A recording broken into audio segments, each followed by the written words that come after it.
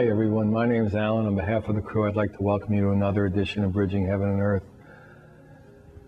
For us here at Bridging, for us in the United States, I know the show goes all over the world. You know, we're coming in, as we do every year, to a holiday called Thanksgiving. And in America, it has a certain story, it has a certain tradition, it has to do with a certain history and all that.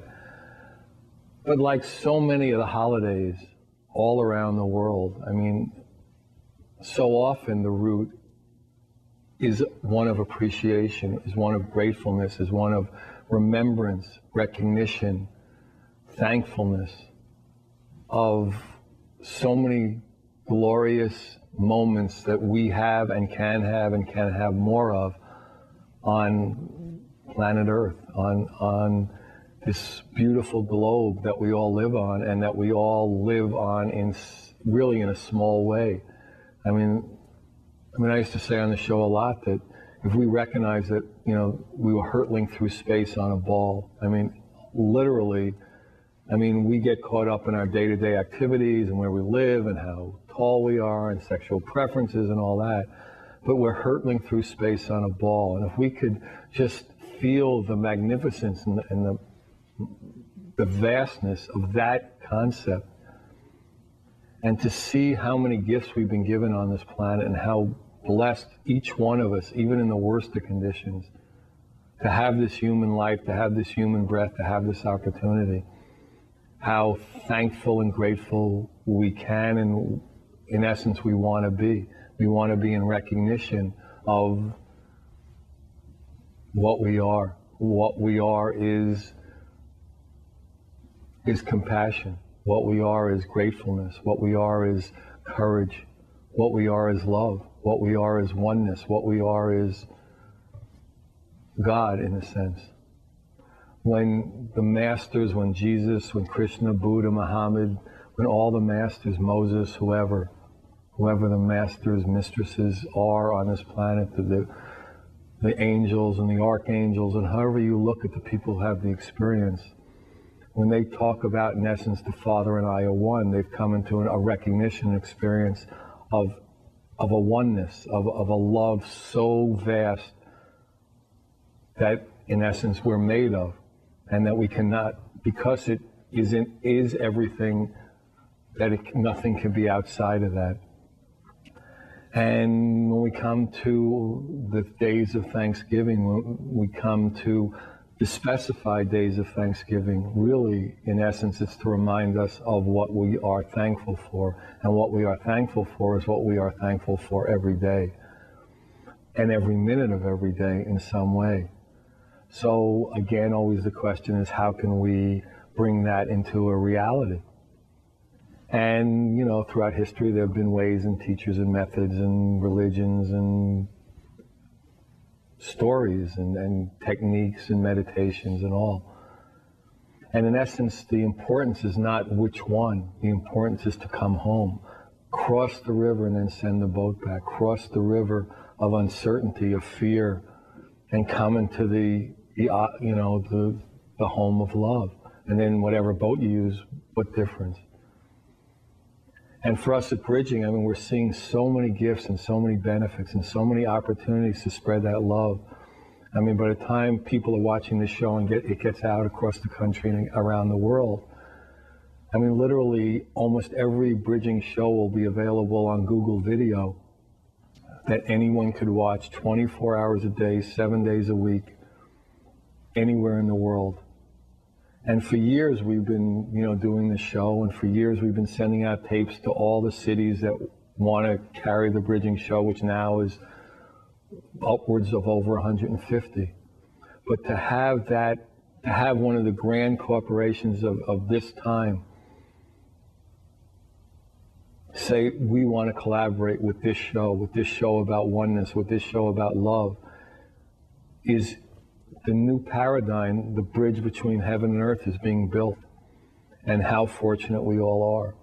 How fortunate that all the incredible music and art and psychics and healers and authors and musicians that have come on the Bridging show are now going to be available to the world.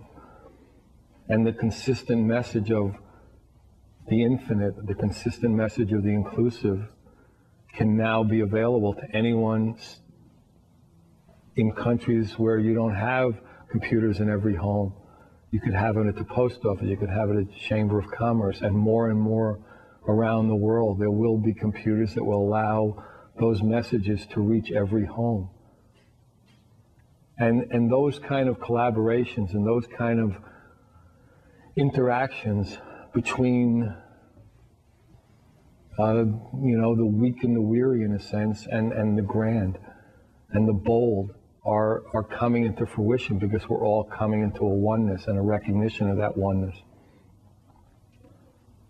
And we should be very grateful, and we should be very thankful to be part of a time when the old ways of fear and uncertainty and separation and craziness and division are really evolving, are bridging into a world of love and truth and connection and collaboration and creativity.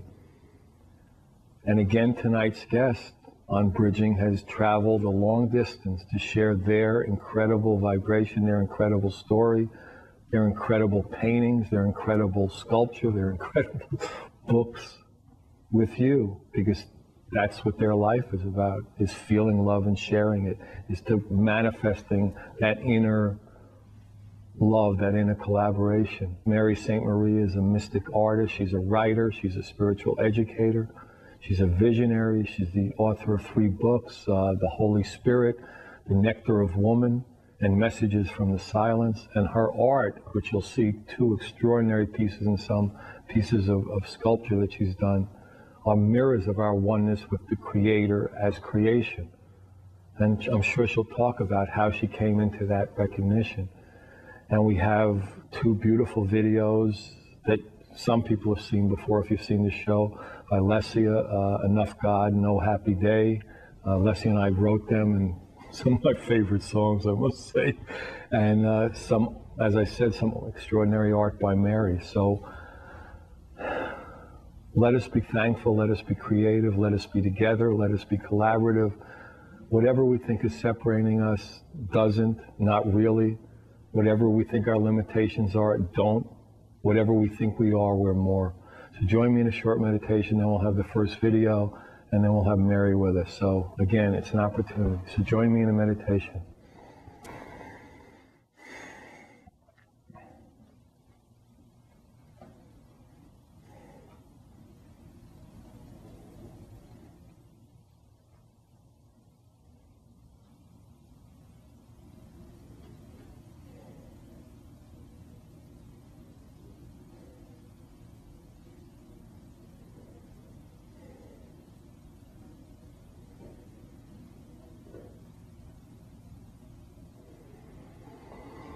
Thank you. So the first video you're going to see is Oh Happy Day. Is written by myself and Lesia. It's on the Lesia Bridging Heaven and Earth CD. You know, it's about being grateful. It's about being thankful. It's about recognizing it's an Oh Happy Day. So enjoy.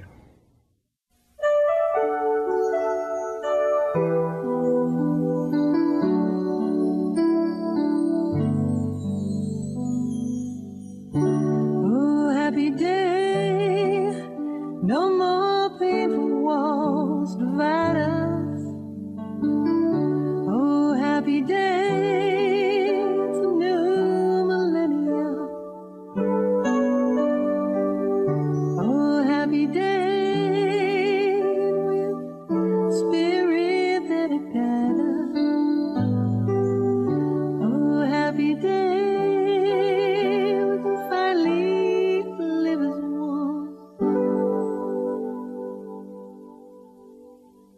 We've been lost in our illusions.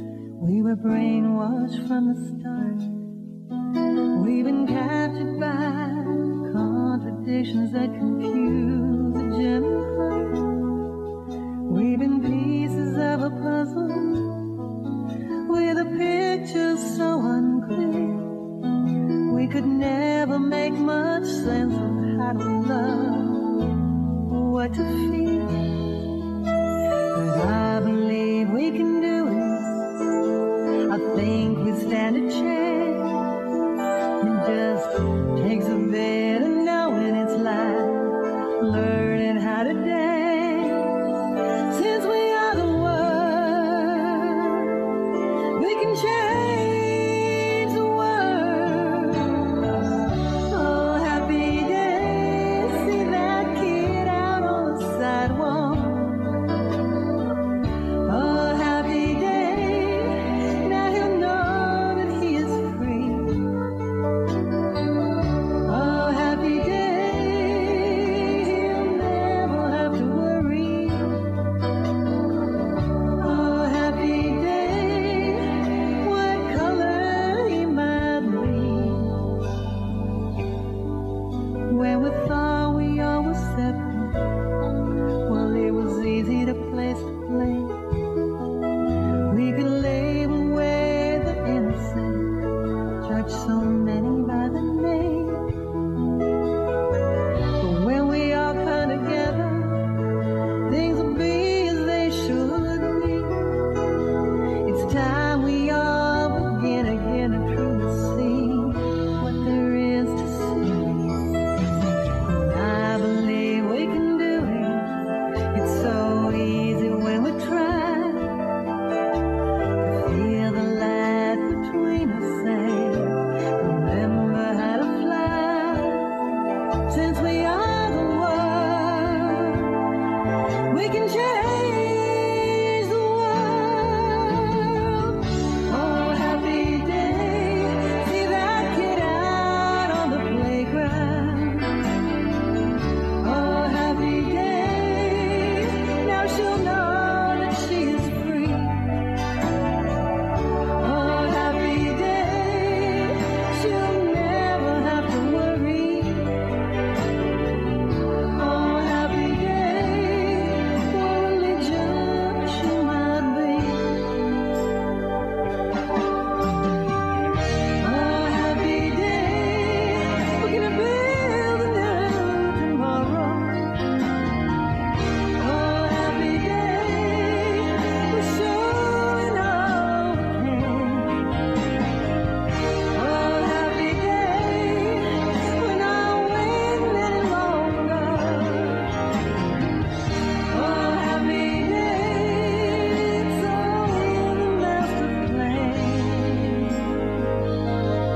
Since we are the world, we can change the world.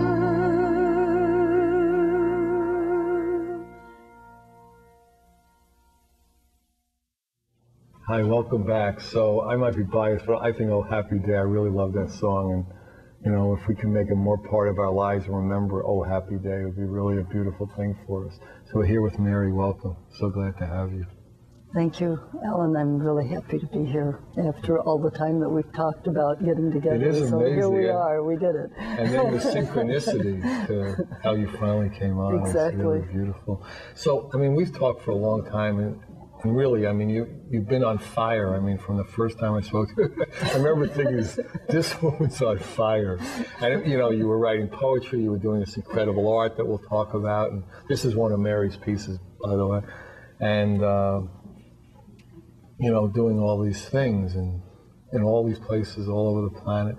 When did you, do you remember a certain time when you caught fire, or was it like, how did that happen for you? Well, I'm an Aries, so I came in with the fire. I definitely have the fire.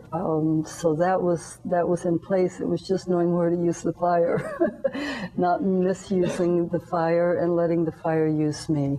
And I would just say that at a certain point, I think it was 1971, I was teaching college English, and I was in a car crash. It was before I learned how to meditate, and so I definitely don't think we have to have our near-death experiences or disasters or diseases any longer to have these awakening experiences, but it was certainly the way that I did it.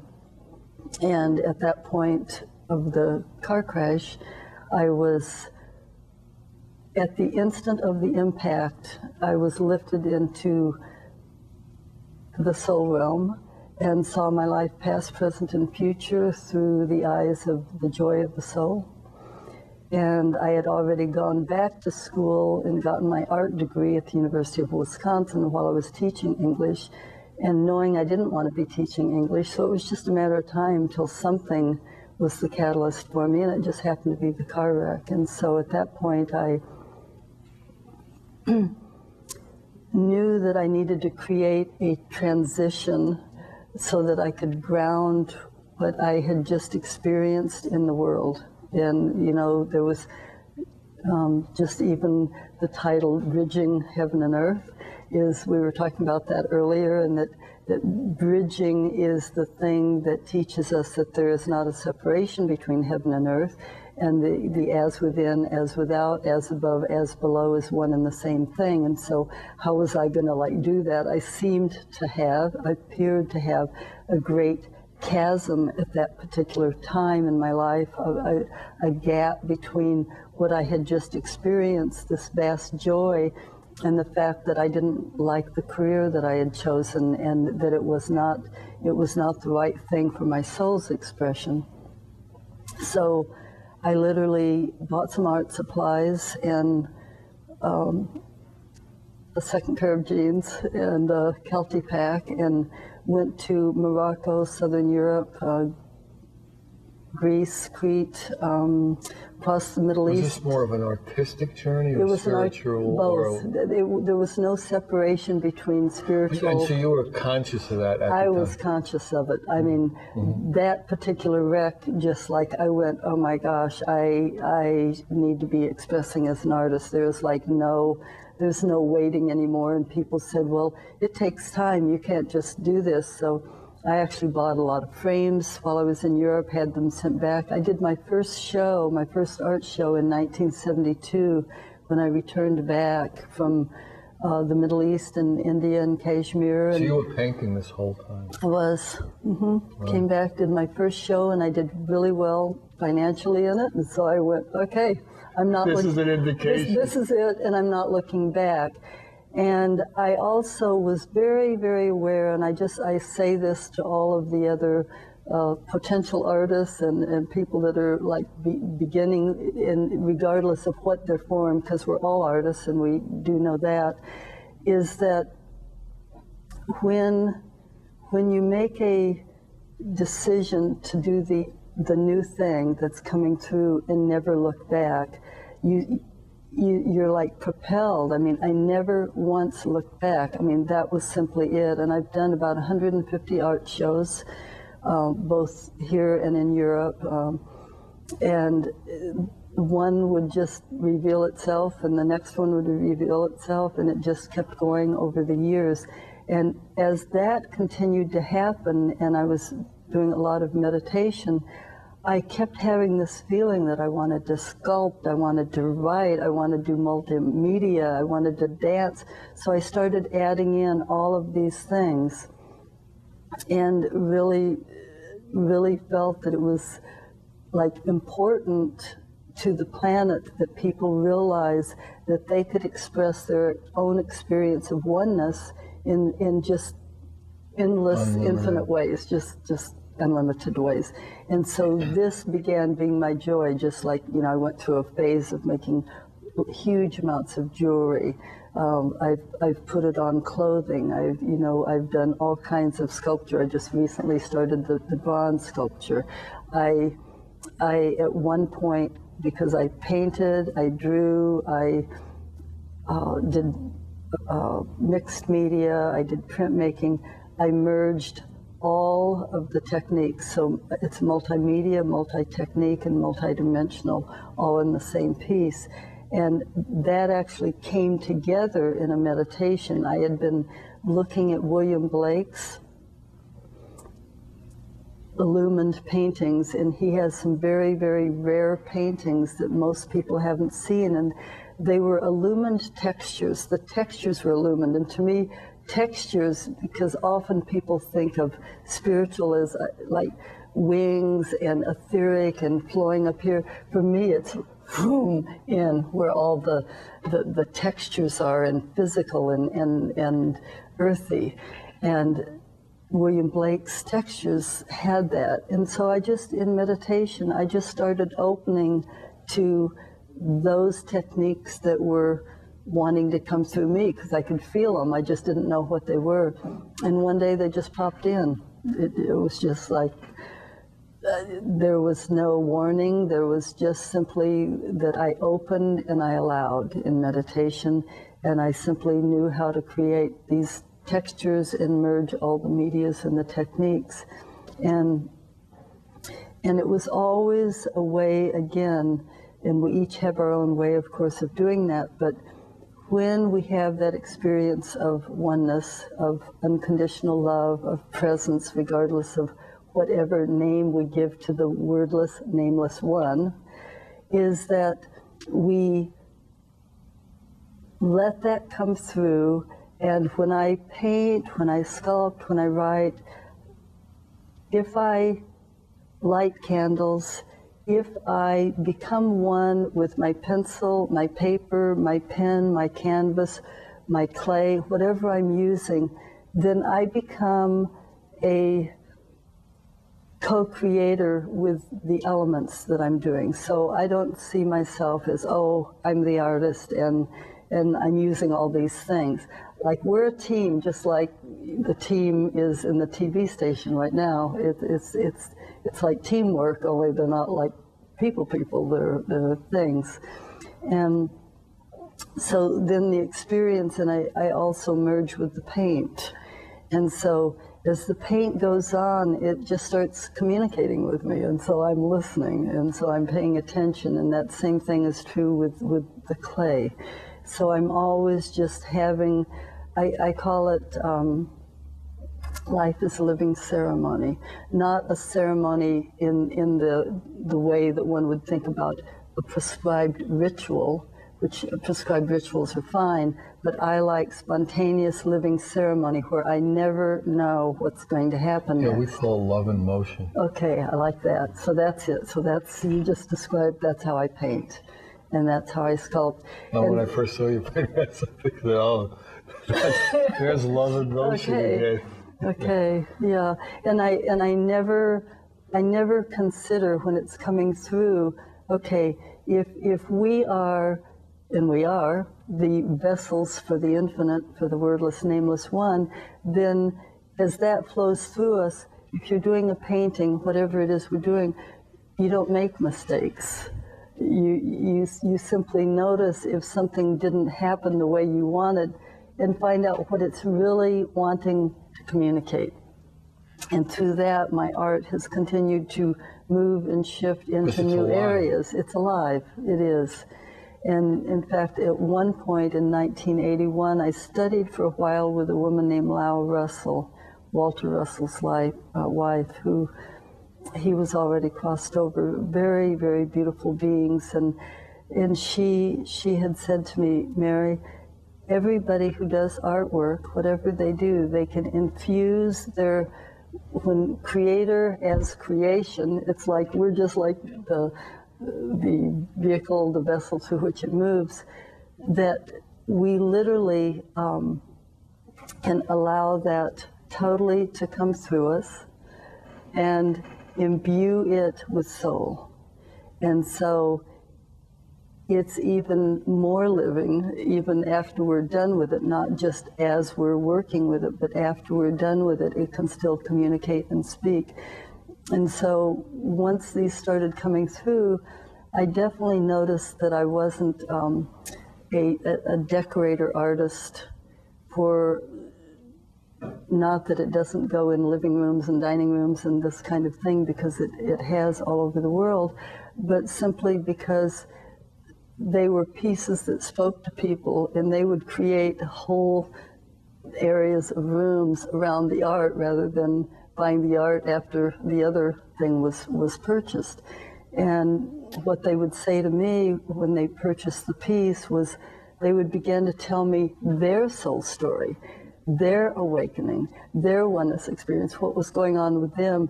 And this would either reflect or mirror where they were at, or does, or it would be that thing that they're feeling is just about to pop in them. And so that was what was causing them. So it wasn't So my art wasn't being kind of in the art world and you know, how many galleries can I get in? It was more about waiting, being quiet, making contact with the people who the piece came through for. And even if you speak to many mothers, they'll talk about their children. And I always remember Krishnamurti's words were, children come through you, not to you. And I felt the same way about artwork. It comes through us, not to us. Well, if it comes through you and not to you, then it must mean that it's a child going out in the world. So I always knew that each piece that I brought through already had a home the minute I started it. And so it was always me just staying open for the cues. I would get phone calls from people, and they would say, what are you doing? And I'm going, well, I'm painting, so I can't talk now. Could we talk this evening? And they'd go, well, could we just chat a minute? And I learned not to see it as a disturbance, because it was very easy as an artist to think, oh, I'm being interfered, you know, this is an interference, I shouldn't have answered the phone. But I started to learn that if I would answer and really stay present, that it was part of the whole painting, it was part of the entire thing. And not that it came overnight, that recognition, but after a while. And the people would say, and still do say, that's my painting. Let me know when it's done, tell me, call me, and I'd go, well, would you like me to take a photo of it and send it to you? And you can decide, no, that's my painting. And so many of my paintings sold in very non-traditional ways, just over the phone. Have any of the paintings been for you? And no one is, no one, they've called out to no one, but have been made to be around you? I actually have a few from a period that they came through. I called them like whispers. They're whispering to you? They didn't whisper to me, but the paintings are very, they're very, you have to sit with them. They don't jump out at all. In fact, most of my paintings invite you in, which decorator art usually, it comes to you, it speaks to you, and that's wonderful because that's what you want decorator art to do. But mine is an invitation in, it's a meditation, it's an attunement, it's a recognition, it's an acknowledgement of a person seeing and feeling their true identity, their true self, and seeing it reflected through just the image that another person, you know, has done. I mean, we're talking about it as if it doesn't have a vibration, but of course that's really what people are feeling. Right.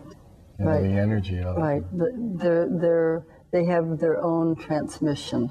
Exactly. So.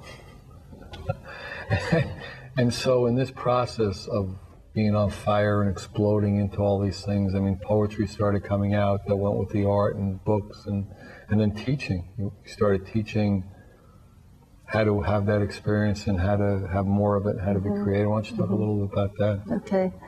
Well, actually, by 1988, I had so many friends around me calling me with their problems that I began teaching them just short little meditation things, or helping them through little things that were going on. And it finally, I had so many calls by the end of '88 that I had to decide that I wasn't going to help friends anymore, because then I couldn't make a living with my art, so I had to make a choice. So it goes back and forth. Sometimes I go through periods where I'm doing mostly art, or mostly sculpture, mostly writing, or mostly sessions, or mostly workshops. So, and so far there's been no pattern that I can pick up on, other than that I have to stay attuned to what's coming, what's appropriate. Well, what's coming in from the universe, and that's asking, oh, share here. Okay, sure. Yeah, that's what I mean about being harmonious. Okay. Yeah. Yes, that definitely is it. So the session started, and I just discovered that if I shared with them how to make contact with this presence, And once they made contact with it, which is it's more a shift of consciousness than it is a process or technique. And yes, there's talking to get there, but once a person has shifted and feels it, and then go into the silence, and then if they're ready, then go to the next level of realizing that they are that silence, that they are that consciousness, they are that awareness. A whole nother thing happens, because then all of a sudden this sense of what this body thing is here, okay, becomes a whole nother little, well, if I'm consciousness, then this body is simply the vehicle through which it's going, and it changes. Okay, most of humanity is caught in what I call a case of mistaken identity. So as many of us know, there's that identity with either the mind, the emotions, identifying with a spouse, with a career, even, you know, I've had to, early on, I had to like make sure that I didn't like become identified, I am an artist, you know, because once you do that, it starts solidifying into this whole other thing. And so it's making sure that one, every single day, once, twice, 3 times, however many times, is making contact with that and feeling it animating one. It animates us. It's where all the inspiration comes from. It's where all the fire comes from. And then all the passion comes from there. It's like this body itself is just simply the one that looks like it has it. But other than that, it's just, it's an animating force like through it. And so sometimes I would be doing it by painting, and other times I'm doing it with sitting with somebody who doesn't get how to do it. And so the getting how to do it is simply a shift in consciousness. And what I try to share with people constantly is that when you decide to make contact with this presence, you have to be willing to let go of what your beliefs and concepts are about what will make you happy, because the mind simply can't figure it out. And the experiences that I've had on the inner plane have definitely shown me that I can't figure it out. Well, let's talk about that next. Let's do this next video. Okay. This is an interesting video in this context, because it's called Enough God. Isn't there enough God to go around? It was written by Leslie. It's on the Leslie of Bridging Heaven and Earth CD. I mean, it really goes to what, you know, we've been talking about. So enough God. Enjoy.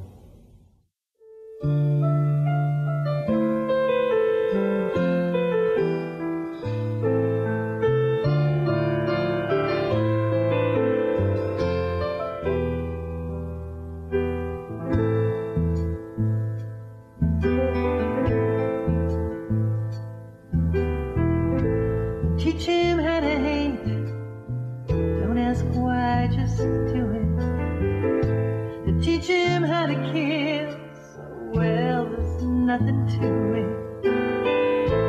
Teach him how to load and fire for the Holy Land.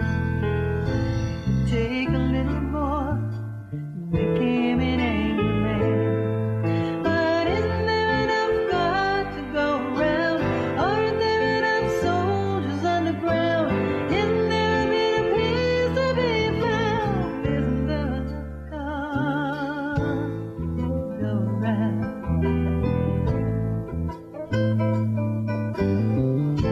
And on the other side sits a mother crying. Son is back, but not for long, 'cause he lies dying. Another faceless boy shot down for their holy land.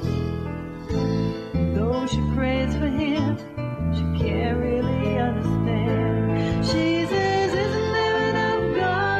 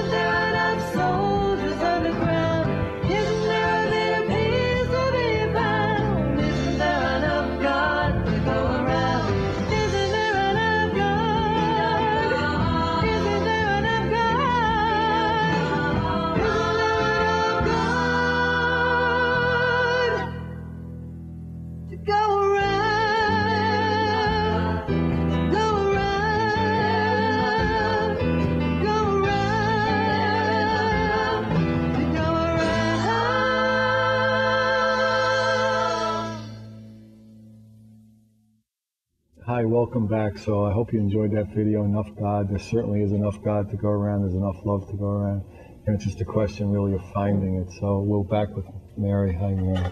Hey, Alan, thank you. That was good. Actually, we were getting talks from the audience that people wanted you to talk about the painting that was here and the painting that is here now. Okay. There's another incredible painting by Mary. So maybe talk a little about, how the art manifested and why you picked these two pieces to bring to the show and all that. Yes. This particular piece is called Behold She, and if everyone can see clearly enough, is that you can see that the figure in the foreground is a woman. The one in the background is meant to be archetypal male and female, and she appears to have a mask on that can be removed. If you removed the mask off of her, there would be nothing but galaxies and stars and moons, and just symbolically representing pure consciousness, pure infinite consciousness, pure awareness, pure just like the oneness. And that without the mask on, there's nobody there. And the truth is, there is nobody here. There's just the one manifest as the many. There is just consciousness manifesting. In fact, this describing that is where we left off the last time of talking about a case of mistaken identity, is if we learn to identify, and this is what all that I'm doing with my paintings, my sculptures and writings and sessions and workshops, is sharing that which I just described, that we are nothing but oneness. We are nothing but the consciousness of oneness. We can't be. I mean, there's nothing else. We can appear to be. We can appear to be. Yeah. But the truth is that there is nothing we else. can seem to be. And strangely enough, that seeming to be and that appearing to be is simply a thought. So many people talk about the outer world in different teachings being an illusion. The outer world is really totally here, and the illusion is the concept that creates the separation, which is, we're back to bridging heaven and earth foundation. It's the bridging that allows the dropping of the sense of separation. There really isn't even a separation. And so this particular image is showing that there is no separation. It is the consciousness manifest as form, in this case a man and a woman and the stars and the moon. So just light appearing as, that little word as becomes our bridge. So, people can think of light around me, using the light, doing all these things with light. But the truth is, if we really let go, if we really allow, if we want to use the word surrender, that's fine too, then the light uses us. And then it's a whole different journey that we're each going through. And the last painting that was here, the same thing was there, only it was in a different part of the painting. There was a woman's figure here, and then there were stars over here, and there's a whole sense in my paintings where you can't tell whether the formless is becoming form, or form is becoming formless, or whether the invisible is becoming visible, or the visible is becoming invisible, because it really doesn't matter. The only reason to really entertain that is so that we don't get stuck on the visible or the formed world, and so that we can keep that other awareness totally alive in us, so that it can keep the flow going. And I think that when we appear to be stuck, or something appears to be going wrong, it's when a concept, at least I notice this for myself, a concept pops up and I indulge in the concept, I got a problem again. I've like jumped into this little world, and it really is just a concept. As soon as I breathe and come back, and when I breathe, I'm not even just talking about just like becoming aware of breath. I'm talking about breathing this omnipresent light, this unconditional love, and feeling it through every cell of my body. And thank goodness for all of us, for the quantum physicists right now, and many of the scientists and just regular physicists who have let us know that, yes, you don't have to meditate and have an experience to find out you're an energy body. They explain it well enough that the mind, the human mind, can actually grasp it now, which is why there's such this huge global awakening going on, because like the human mind goes, you know, can kind of grab into it and go, whoa, we're just energy, woohoo, you know? So that's basically what a quantum physicist would explain in beautiful scientific terminology and languaging. I'm doing it with imagery, and I'm doing it in a way that I want to share the feeling of that. And breathing can do that.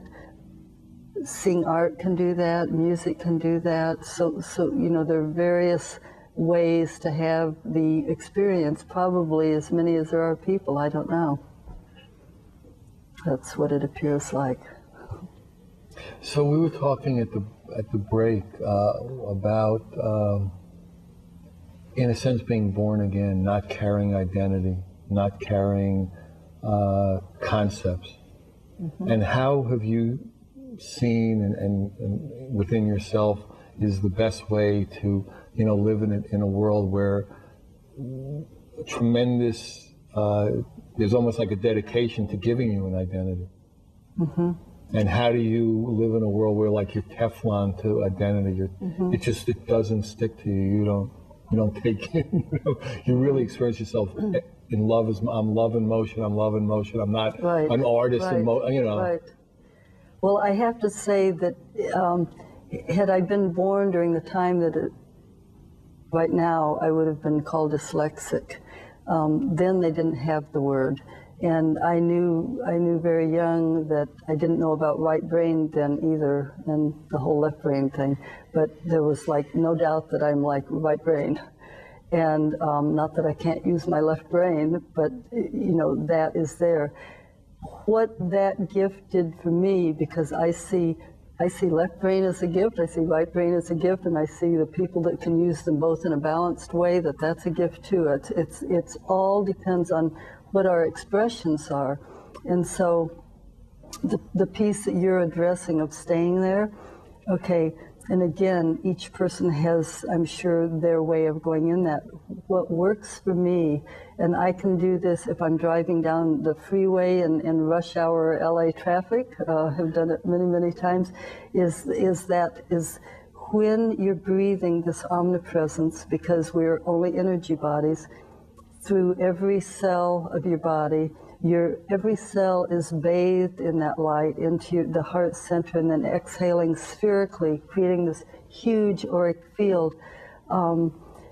There is this whole awareness that comes in, like the 5 books that I've written, many of them were written on, well, not in rush hour traffic, but on the highway where there isn't traffic around, because when you breathe in this way, your mind is engaged and entertained.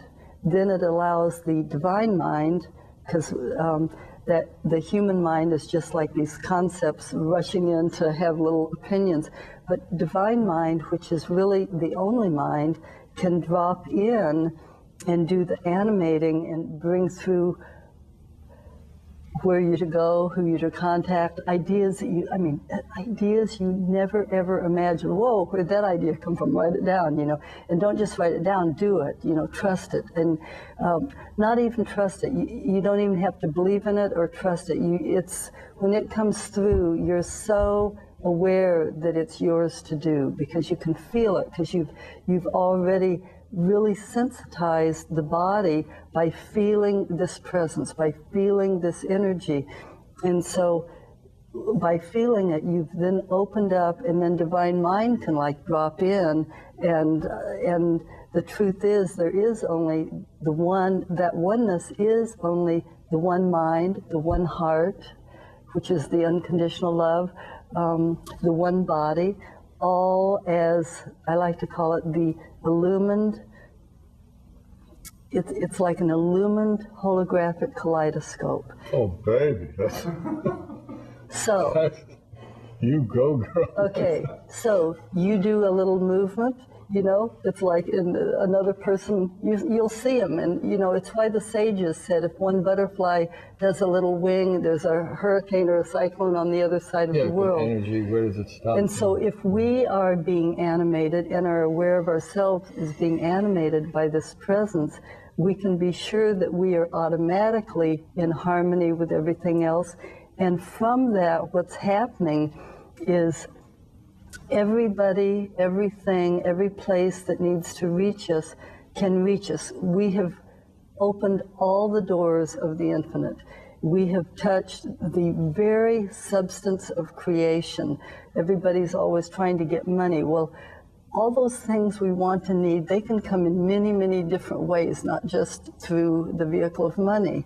And so I just find that the more we stay, and you talked about this early in the show about the gratitude, that thankfulness is actually it's the universal law of increase.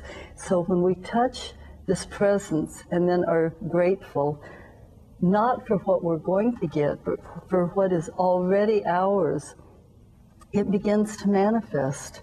And everybody likes to call it miracles and magic. It isn't miracles and magic. It's just simply the way the universe works. We're just not used to it. And so, you know, we go, whoa, a miracle happened. And it's really just, whoa, life. Life is living ceremony, just happened. And so the more that we can stay in this presence, the more we're just at one with divine mind, and we begin to recognize the difference between human concepts, opinions, and thoughts, beliefs, and these impulses. They're impulses. They're you know, just these rushes of energy. When you really get going with the breathing, when one gets really feeling the breathing, when these impulses come in, you don't just feel it like little hairs going up on your arm or a little rush of energy down the spine. You feel these full, I call them just the God rush, you know, all the way down to the tip of your toes. And you go, whoa, yeah, okay, that was big. And then you go ahead and follow through and do whatever it is. It takes away the mind from being engaged not only in human thoughts, but the minute that we leave that bridge that we've been talking about is you have a sense of separation. The minute there's a sense of separation, boom, every kind of conceivable fear pops up. So staying engaged over here with the breath, dropping into the silence. Of course, driving down the freeway, you can't go into that next level of just like letting it all, you know, we have to stay focused and everything. But when we're in a quiet place, we can take that, we can listen into the silence even down a freeway, but that next level of really dropping away is something that we just do in a quieter moment where our body isn't like driving usually. And not that we can't be in harmony. We obviously can exactly, be in harmony, right? Exactly, totally in harmony. So that is my particular way. It's not like the only way, but it's the main way, and it comes easily. It's easy to engage in. I can do it while, if you're talking, I can just sit here and do it. I can even do it when I'm talking. It's not something that there has to be, you know, bells and candles and Om music and incense. All of those things are beautiful and they're nice. They're fine. They're fine. Right. And at the same time, we can do it in the books that I've read, whether it's somebody like Sri Aurobindo or whoever, they woke up in prison with just the worst of the worst, kind of criminally insane around them, and that's where they woke up. So which is not a recommended method. No, all things really. all things to be chosen. Exactly. Like, don't need to do it that way. Let's not do it as traumatic as that if we can help it. Exactly. So that's how I would, you know, describe that. And you teach a lot of people, and you get calls from all over the world. I mean, are you seeing, like I talked about the opening, you know, we're really seeing a new paradigm and a new collaborative energy and a new energy of openness and wanting Absolutely. to heal the heart. I mean, are you seeing that in all your play work, travels too?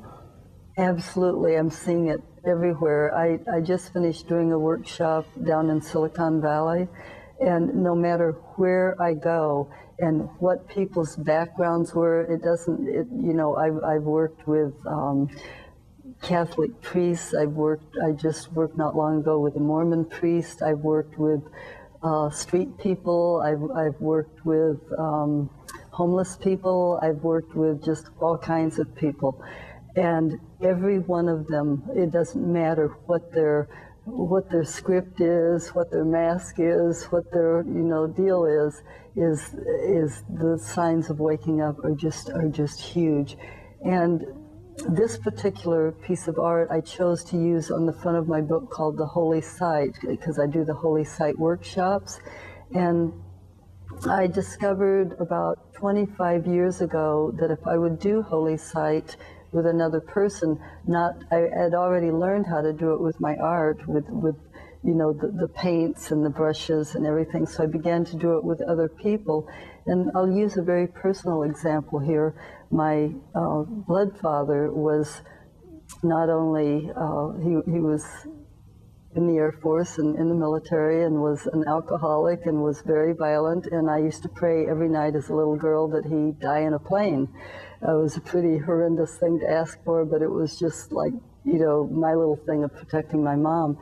It wasn't until I was in my early 30s, when I had been really practicing the Holy Site, that I realized that if I could do this with my dad, I could do it with anybody. Okay, so that was going to be like the next practice deal.